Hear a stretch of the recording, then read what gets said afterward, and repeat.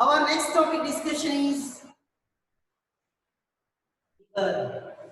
From the digestive glands. In last class, we have discussed about salivary glands, gastric glands, and intestinal glands. The next topic is liver.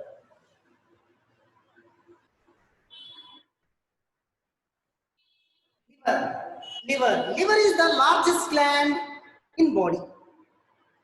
Liver is the largest gland of the body.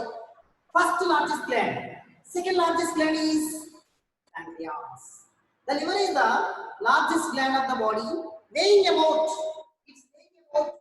1.2 to 1.5 kgs. The liver is the largest gland of the body, weighing about 1.2 to 1.5 kgs. Okay, so that is the first point. It is the largest gland of the body, weighing about 1.2 to 1.5 kgs. Okay, so it is the largest gland. Next, so it is situated. It is situated in the abdominal cavity. Abdominal cavity. Just below the diaphragm. Just below the diaphragm. Below the diaphragm. Below the diaphragm. Towards the right direction. Towards the right direction. That is, it is located in the abdominal cavity, just below the diaphragm. What is diaphragm? It is a dome-shaped organ present behind the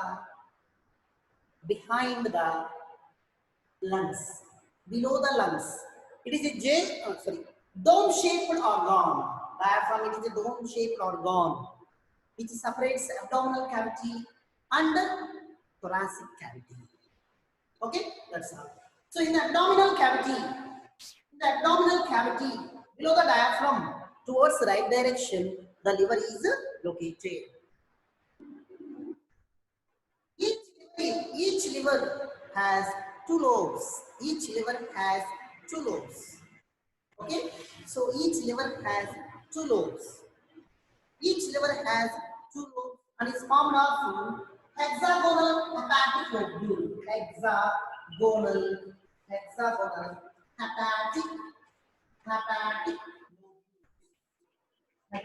hepatic lobules, and it is covered by. The liver is covered by thin layer of connective tissue called Gleason's Gleason's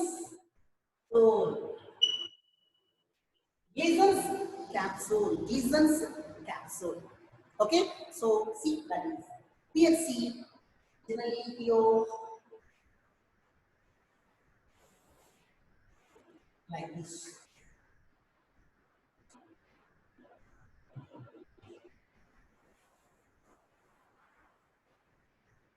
Here, each liver has lobes like this. Each liver has two lobes. It is one lobe. Two lobes. Each liver has two lobes. Okay, each liver is formed of.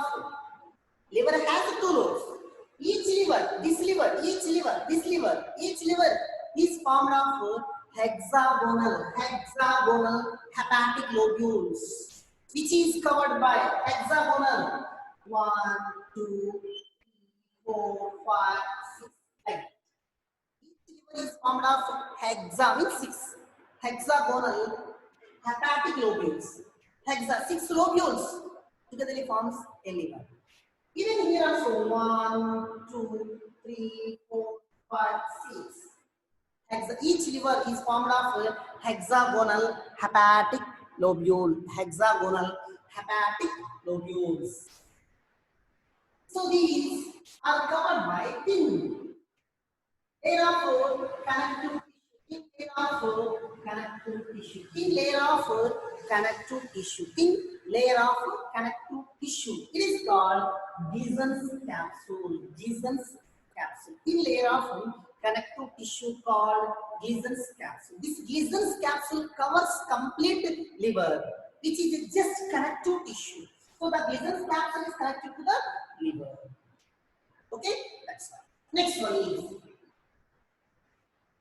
see, each liver consists number of cells. Those cells are called hepatic cells.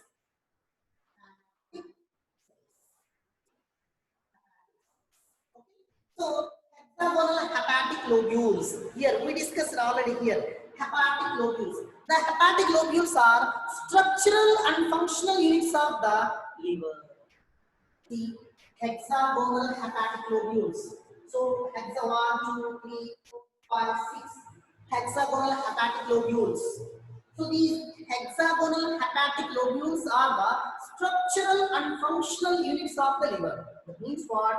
The liver is formed of these complete 6 lobules. That's why each liver is formed of hexagonal hepatic lobules. Okay, so hepatic lobules are structural and functional units of the liver. Hepatic lobules solely structurally and functionally liver. Structurally and functional designs. Okay, so the liver consists of a number of cells. Those are called hepatic cells. Juice, that is called bile juice. That is called bile juice. Called bile juice. Okay, so the bile from the liver entered into the thin muscular bag-like structure.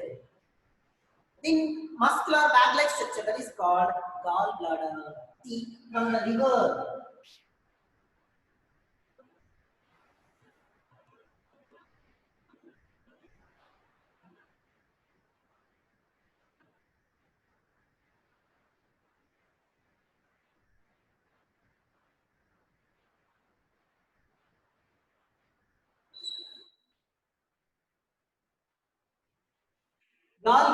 Gallbladder.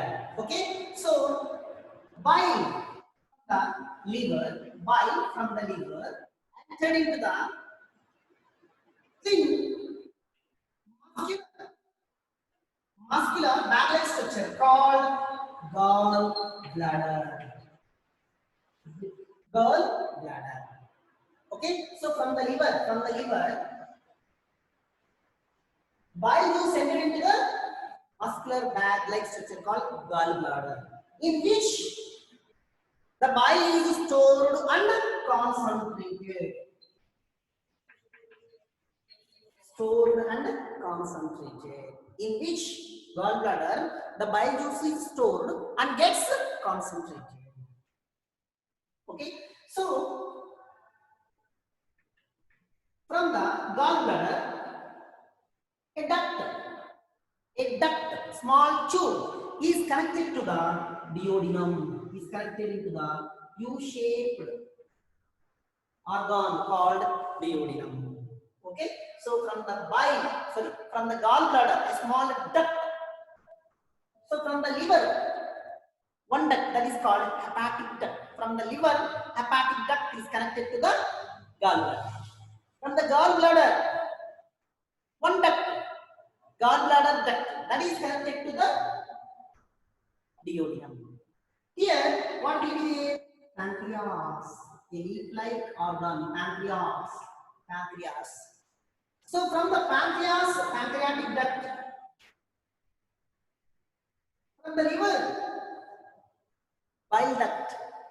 So from the liver and the gallbladder, these two commonly connected to one duct, that is called common bile duct. The common bile duct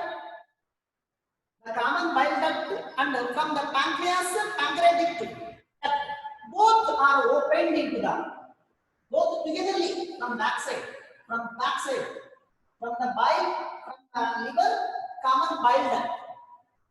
From the pancreatic duct. These two togetherly opened into the duodenum. That is called hepatopancreatic duct. Hepatopancreatic duct. From the liver and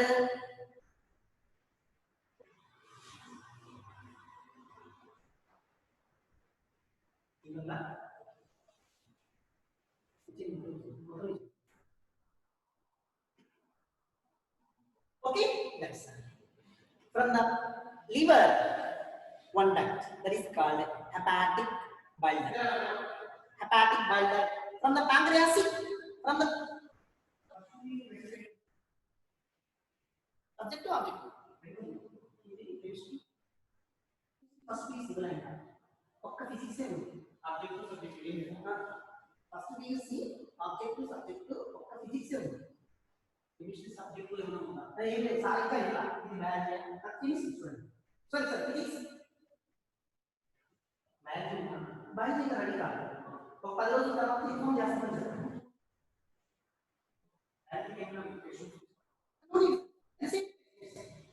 NCERT text. Okay, ma, sorry ma. So come to the point here. From the liver and gallbladder, common duct that is called hepatic duct. From the pancreas, pancreatic duct. These two are combined togetherly and forms the common hepatic pancreatic duct. Hepatic pancreatic duct. The hepatic pancreatic duct open into the duodenum. That's right. Okay, the common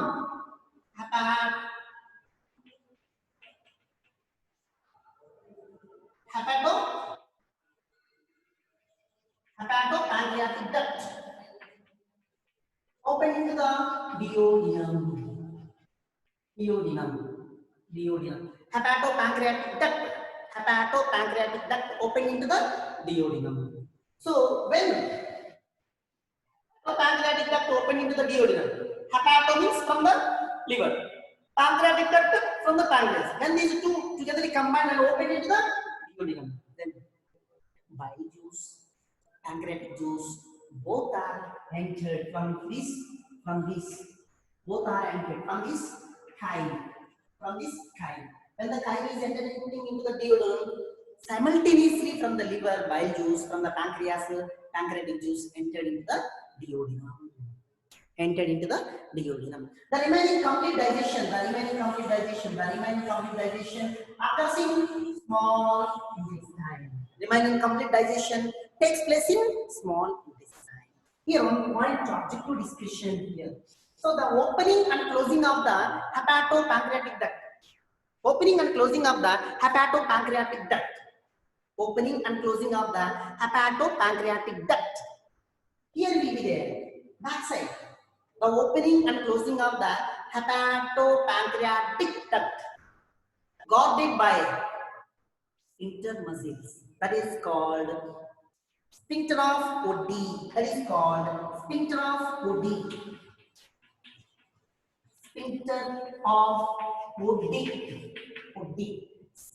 Oddi. Okay, the opening and closing of the hepatopancreatic duct. Opening and closing of the hepatopancreatic duct is protected by sphincter, a kind of a muscle. That muscle name is sphincter of Oddi. Okay, so this is the explanation about liver. All the points were easy. Okay, so that's all.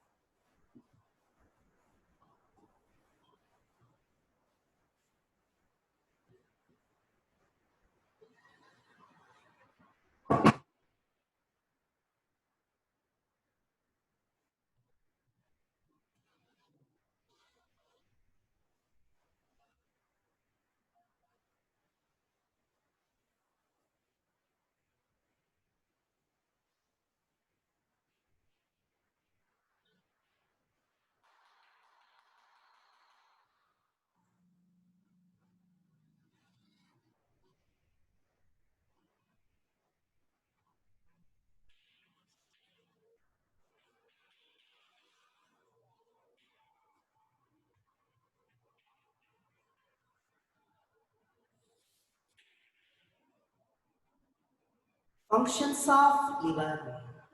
The liver performs a variety of functions. Such as synthesis, secretion and storage.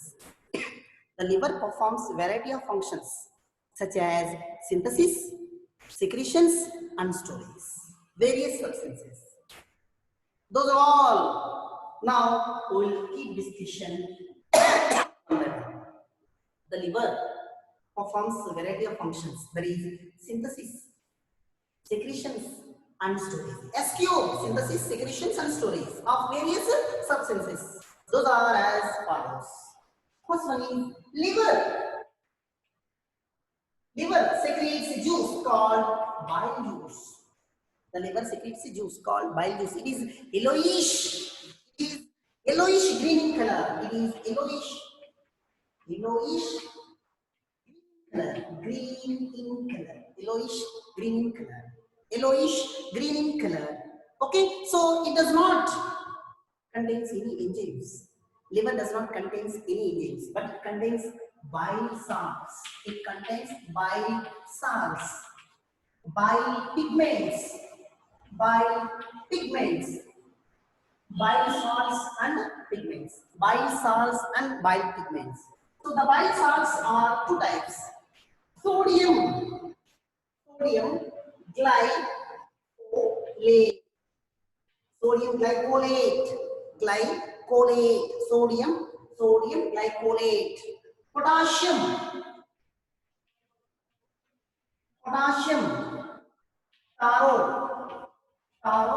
tarocolate. Sodium glycolate, potassium tarocolate. These two are the salts which are involved in the breaking up the complex food materials into simple and smaller absorbable forms.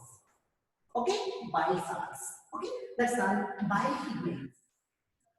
Bile pigments are two types. Bilirubin, bilirubin, bilirubin, biliverdin, bilirubin and biliverdin.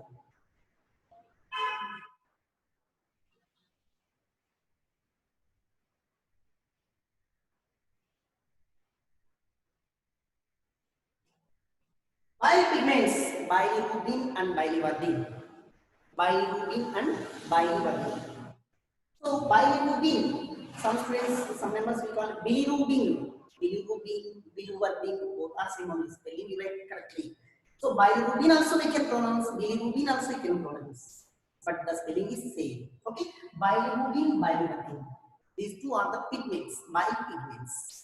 Okay, so that's all. These are all secreted by the liver. So bile pigments are formed by the destruction of old red blood cells. Destruction of old red blood cells. Over destruction of old red blood cells in liver leads to excessive production of bile pigments. If excessive production of bile pigments leads to the accumulation of yellow color in our body. Okay, so that's generally whenever gallbladder is blocked with stones, at that moment this bile pigments, bile juice does not go properly into the gallbladder. So instead of going to the gallbladder, if it is entered into the muscle tissue and body circulation, so then we will suffer from one disease, that is jaundice. In the jaundice disease, so skin color, eye color, urine color looks yellow, dark yellow color. Okay, why? So in some cases, there are many cases are there. Exactly, we cannot say that it is the reason is this only. Okay, in some books they will say that our vocational knowledge only. We are not doctors exactly to say that. Even doctors also cannot say exactly. So some books what they have written. So when gallbladder is blocked with stones, at that moment the bile instead of going into the duodenum, it is entered into the blood circulation and tissues. Then they will suffer from jaundice. They said. Okay, that is one case. Some cases when liver is affected.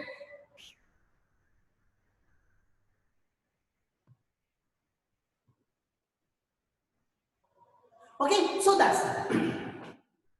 is the thing. Okay, bile pigments, urine color, fecal matter colors depends upon bile pigments. Bile pigments, urine color, fecal matter colors determined depends upon bile pigments, bile salts, sodium glycolate, potassium tarocolate. So these all will play a major role in the digestion of food material only. So this is the first function of the liver. Second one is so Liver plays the key role. Liver plays the key role in carbohydrate metabolism. Liver play a key role in the carbohydrate metabolism. So carbohydrate metabolism means what? Carbohydrate formation. Okay. So in the process of carbohydrate metabolism, digestion and secretions that takes part by the liver. Okay. So in this way, liver secretes bile. The bile. Okay. So that is.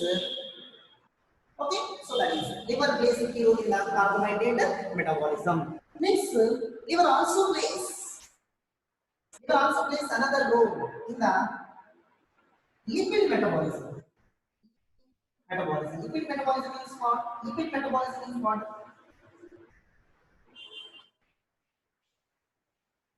Cholesterol and triglycerides. Triglycerides synthesis. It will also play a key role in carbohydrate metabolism and also play a lipid metabolism. And lipid metabolism is what? Synthesis of cholesterol and production of triglycerides. It is commonly synthesized. Whatever may be the food we take, if any, so lipid contents are there. That, so cholesterol synthesized and triglycerides. So excessive triglycerides leads to the obesity. So some amount of cholesterol required. Excessive cholesterol is danger, blockage of the blood vessel. If complete absence of cholesterol also, it is not good for health. Why means sperms production. Cholesterol is only turned to be sperms. For the sperm production, cholesterol needed. In such a way, more and more cholesterol dangerous to the health. Complete less cholesterol, also deficiency of sperm. Sperm count is in medium quantity. Okay, so that's that. So lipid liver also play a major role in the lipid metabolism. That is cholesterol synthesis and triglycerides production. So excessive triglycerides leads to obesity. Okay, so excessive cholesterol, hypertension.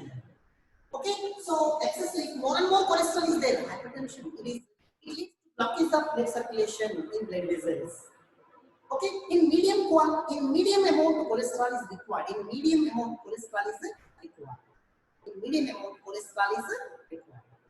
That cholesterol only helps in the production of sperms. Okay, that's all.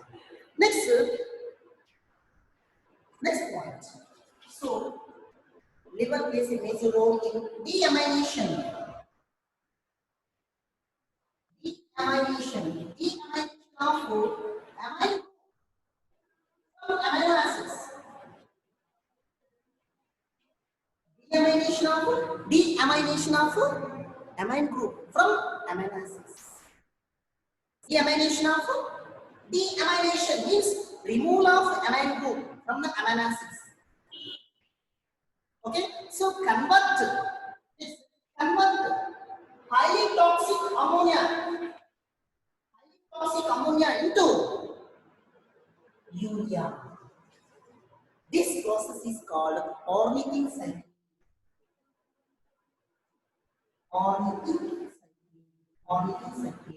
So highly toxic ammonia is converted into urea and expelled out. The process of production of urea is called ornithine cycle. So urea how formed? Removal of amine group. Deamination means removal of amine group from the amino acids and convert to highly toxic ammonia into urea. Highly toxic ammonia into urea. After that, it gradually turned to be urea. So this urea is eliminated out through urination. Okay. So the process of production of urea, that cycle is called ornithine cycle. I will say in future extensively. Or kidney topic, and we will start at that time. Kidney topic. Okay. Ornithine. Next one is so the lactic acid is formed. Lactic acid is formed during anaerobic muscle contraction. Lactic acid is formed during anaerobic muscle contraction. Anaerobic muscle contraction means absence of oxygen. When we are doing vigorous exercise, heavy exercises, at that time in our body sufficient oxygen is not supplied. At that time, so in absence of oxygen, our muscles performs contraction. During anaerobic muscle contraction, lactic acid is formed. That lactic acid is converted into glycogen. Lactic acid, lactic lactic acid is converted into glycogen. Glycogen. This is called choline.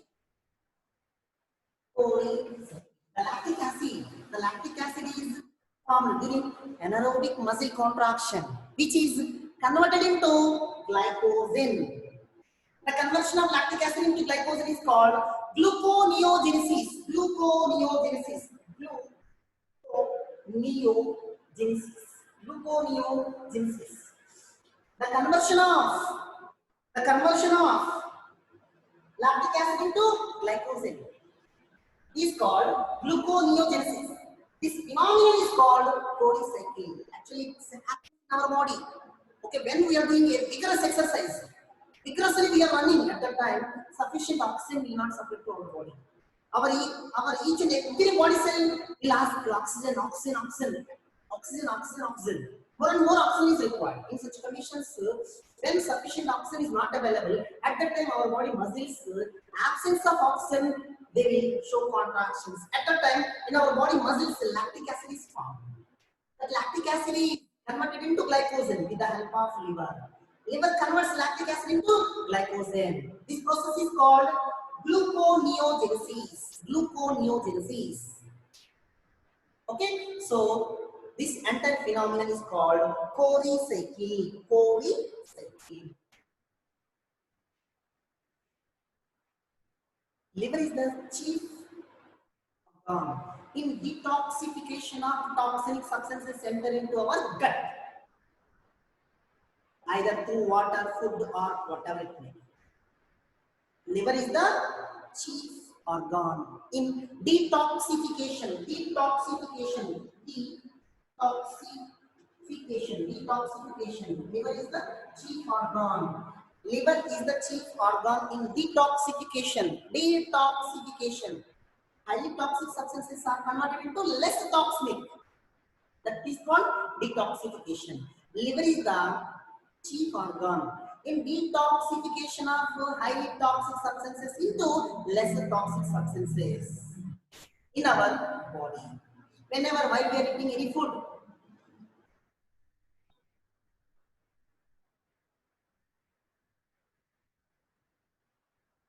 whenever any toxic substances are entered into our gut through the water, food, or any aflatoxins or any fungal toxic substances are entered at that time, first liver play major role.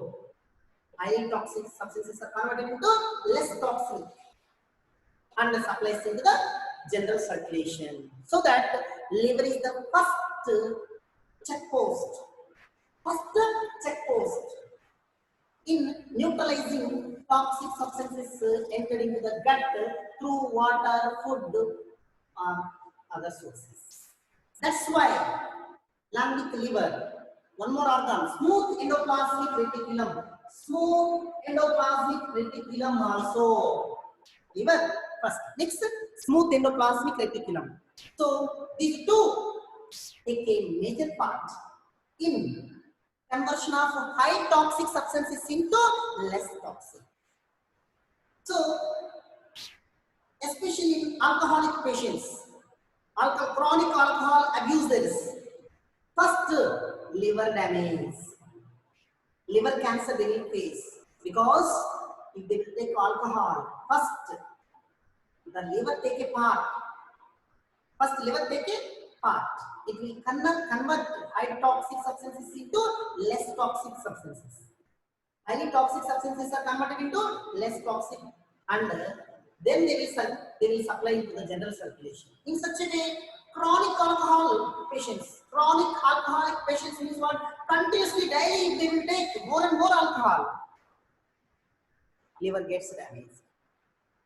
Okay, so the first check post of our body is liver. Any toxic substances are entered to our body, first liver take part. Next, smooth endoplasmic reticulum. First liver. So daily, if you take more and more alcohols, liver will perform more and more work. Okay, after some certain days, the liver cancer, liver completely damaged, then liver cancer. Okay, liver damage. The damaging of liver is called cirrhosis.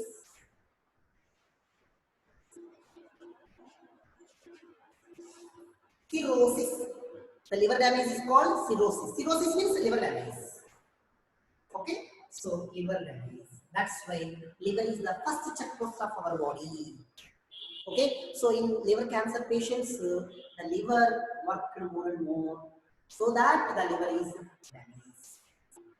Okay, so next, smooth endoplasmic reticulum also neutralizes high toxicants into less toxic. Okay, that is the liver functions, not finishing.